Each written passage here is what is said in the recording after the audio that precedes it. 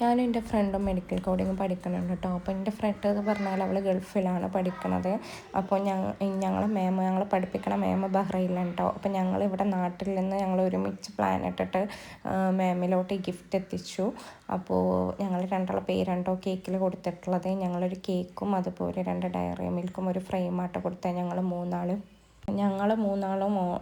Zoom meeting ആണെങ്കിൽ പോലും video ഓണാക്കാതാണ് class കേൾക്കാറ്. അതുകൊണ്ടാണ് ഞങ്ങൾ മൂന്നാളുള്ള ഫ്രെയിം ഞങ്ങൾ മാമിന് കൊടുത്ത്. ശരിക്കും മാമിൻ്റെ റിയാക്ഷൻ വീഡിയോ അതിലുണ്ട് കേട്ടോ. മാം ലൈഫിൽ ഇങ്ങനത്തെ ഒരു സർപ്രൈസ് കിട്ടി. സ്പെഷ്യൽ ഡേ ആണല്ലേ? അല്ല, എന്നെ സ്റ്റുഡന്റ് എങ്ങനെയാണോ വാഹിദ എന്ന് പറഞ്ഞ ആരെങ്കിലും ആണോ? ഇന്നത്തെ സ്പെഷ്യൽ ഡേ ഉണ്ടോ? ഇന്നോ? ഇന്ന് സ്പെഷ്യൽ ഡേ ഒന്നല്ല. പിന്നെ എന്റെ സ്റ്റുഡൻസ് ആണോന്ന് ചോദിച്ചേ? അല്ല, എന്റെ സ്റ്റുഡന്റ് കഴിഞ്ഞ ദിവസം ഇവിടെ വന്നിട്ടുണ്ടായിരുന്നു. ഈ നമ്പർ ഞാൻ കൊടുത്തത് ആൾക്കായിരുന്നേ. അതെ, ഈ നമ്പർ ഞാൻ ആൾക്ക് കൊടുത്തിട്ടുണ്ടായിരുന്നേ. അപ്പൊ അതുകൊണ്ടാ ചോദിച്ചത്. ആളെങ്ങാൻ പറഞ്ഞിട്ടാണോന്ന്. അതിനെന്തേ പ്രത്യേകത ഉണ്ടോ ആള് അയക്കാന്? അല്ല, ആള് ഇവിടെ വിസിറ്റ് ചെയ്യാൻ വന്നിട്ടുണ്ടായിരുന്നു. അപ്പൊ ആള് ചിലപ്പോ കാണാൻ വരുന്നു പറഞ്ഞിട്ടുണ്ടായിരുന്നു. ഞാൻ ഈ നമ്പർ വേറെ ആർക്കും കൊടുത്തിട്ടുണ്ടായില്ല, അതുകൊണ്ട് ഞാൻ ചോദിച്ചതാണ് കേട്ടോ. അപ്പം വാഹിദ വേറൊരാളൂടെ ഉണ്ട്. വേറെ ഒരു സ്റ്റുഡന്റ് ഉണ്ട്. ദിയ ആണോ? എനിക്കറിയില്ല ആരായിരിക്കും. ആണല്ലോ, രണ്ടുപേരും എന്റെ ബാച്ചിലെ സ്റ്റുഡൻസ്. അപ്പം ഇതിലുണ്ട്. അമ്പോ, ഇത് കൊള്ളാലത്. ഇത് സൂപ്പർ പ്രതീക്ഷിച്ചതാണെന്നുള്ള സർപ്രൈസ് ആയി പോയി.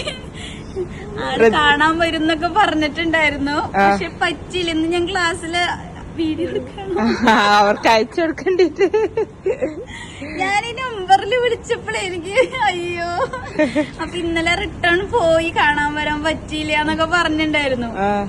അപ്പൊ എനിക്ക് വിളിച്ചപ്പോ, പക്ഷെ ഞാനത് ഇത് ആരെന്റെ നമ്പറിൽ വിളിക്കണത് ഇങ്ങനെ ഒറിജിനൽ നമ്പറിലെ, പിന്നെ മറ്റേ നമ്പർ എന്റെ ഓഫീസ് നമ്പറാണ്, വാട്സപ്പ് ചെയ്ത നമ്പർ. അങ്ങനെ ഇത് ഇവര് എന്താ അവരോട് പറയാനുള്ളത്? അയ്യോ, എന്താ പറയേണ്ടത് എനിക്ക് അറിഞ്ഞൂടാ. ഭയങ്കര സർപ്രൈസ് ആയി പോയി. ഹാപ്പിയായി.